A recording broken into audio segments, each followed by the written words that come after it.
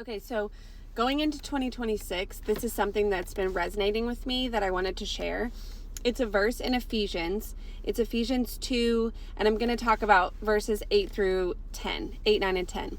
So verse 10, Ephesians 2:10 has been one of my favorite verses. It says that, "For we are his workmanship, created for good works, that he has gone ahead and prepared for us that we should just walk in them." So that has just stood out to me as like, Emily, you are trying so hard. You're working so hard to stay in the will of God for your life. But God has already gone before you and he has already prepared all of the good works. You're just supposed to walk in them.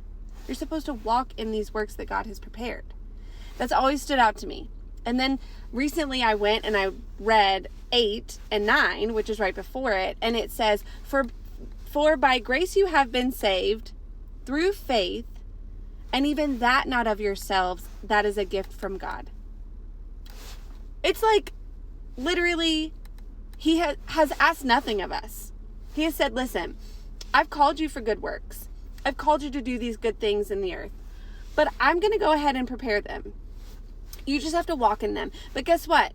I also have given you grace. I have also saved you through grace. So there's grace sufficient for you, right?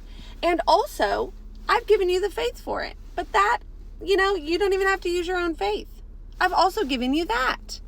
So not only has he prepared everything, but he has, with grace, saved us, right? We're in grace. He said, I'm going to go ahead and give you my faith because it's going to be a little bit more substantial and less volatile. Let's be honest.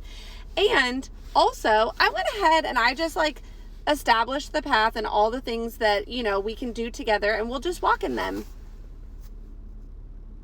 I'm sorry, but why am I working so hard to do this life?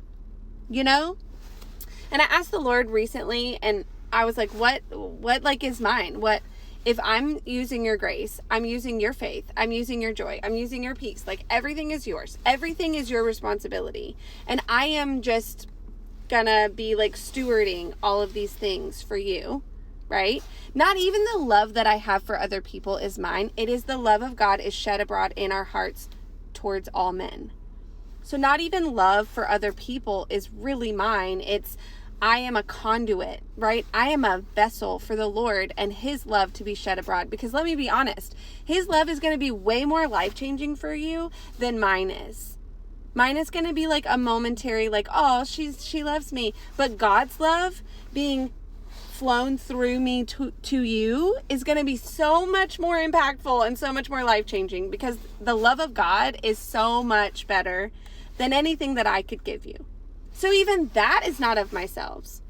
Even the works are not mine. He's already done it. So what is mine? What is mine to carry? What is mine to give? And when I asked the Lord that recently, and he was like, just your praise and worship. Choose this day who you will serve. Choose this day who you will serve. Okay. That's mine. So every day I'm going to wake up and choose. I'm going to wake up and choose who I'm going to serve, who I'm going to praise, and who I'm going to worship. What I'm going to worship, what I'm going to praise, right? That is what we have to offer. And then everything else is not on us. It's not on us.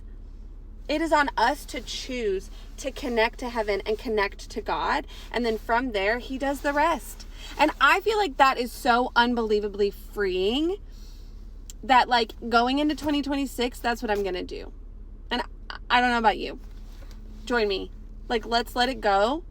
Let's not hold in all of this responsibility, but instead realize that our main job is just to connect to God, to love him and choose to follow him, choose to serve him, and then let him do the rest. Let him love on people. Let him, do the peace of your mind. Let him have the joy of the Lord and fill you with joy. Let him do everything else. Let him lay out the works.